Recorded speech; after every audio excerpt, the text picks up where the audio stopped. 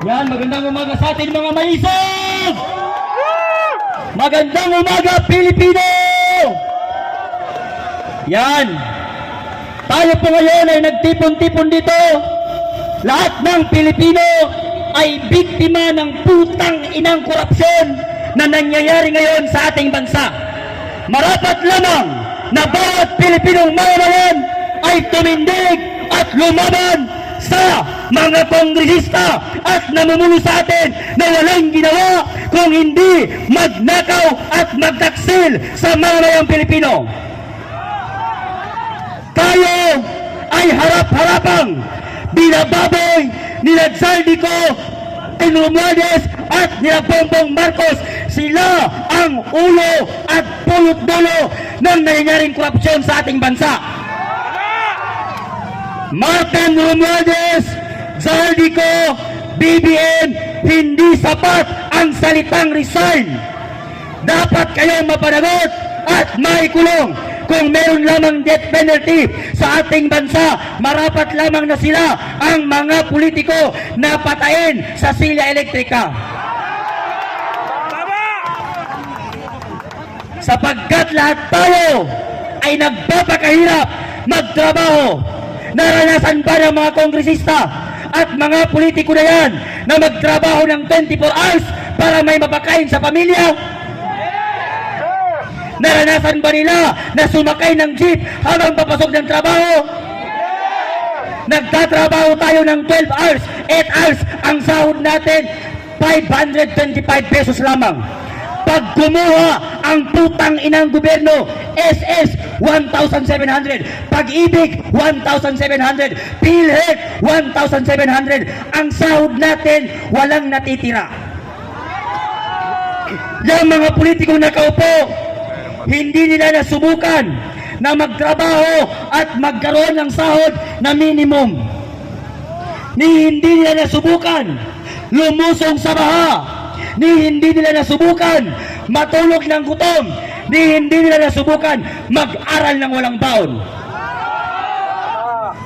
Habang tayo ay nagpapakahirap, habang tayo ay lumulusong sa baha, sila pala ay nandun sa ibang bansa. Tignan mo yung putang inang si Zela Alonte. Napakakapal ng muka. Hindi na nahiya mag-flex ng mga kayamanan niya. Sasabihin pa niya, wala siyang utang na loob sa mga Pilipino. Yang kinakain mo, yang sinusuot mo, yang mansyon nyo, lahat ng gamit nyo, galing sa pera ng taong bayan. Napakahiya, napakakapal ng muka, lalo na si Claudine Co.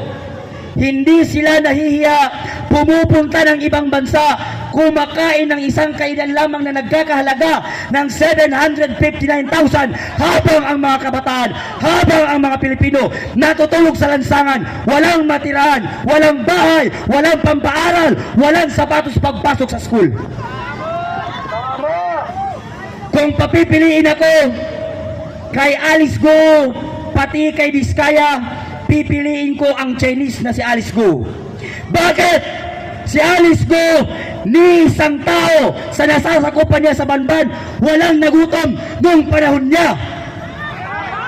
Nagpatayo pa ng eskwelahan sa taas ng bundok. Tignan mo yung pamilya Diskaya. Habang tayo'y lumulusong sa baha, nagugutom, naghihirap, sila ay nagpapakasarap sa binabayad nating buwis. Napakakapal ng muka ng mga politiko na namumuno sa atin. Kaya marapat lamang na sugurin natin ang Malacanang at pababain sa pwesto si BBM. Hindi marapat na mayroon pang maupo ng Marcos sa susunod na henerasyon. Labanan natin ang korupsyon, itigil ang korupsyon ngayon mismo dahil hindi pwede na mamana ng mga next generation ang kagaya nitong gobyerno at politiko na walang serbisyo kung hindi magnakaw lamang sa kaban ng bayan. Handa ba kayo mga maisog? Handa na! Handa ba kayong lumaban? Handa ba tayong lahat? itigil ang korupsyon sa ating bansa at pumili ng leader na siyang mauna at magpapaganda sa ating bansang Pilipinas. Maraming salamat. Allahu Akbar! Salamat, Park. At ngayon naman po,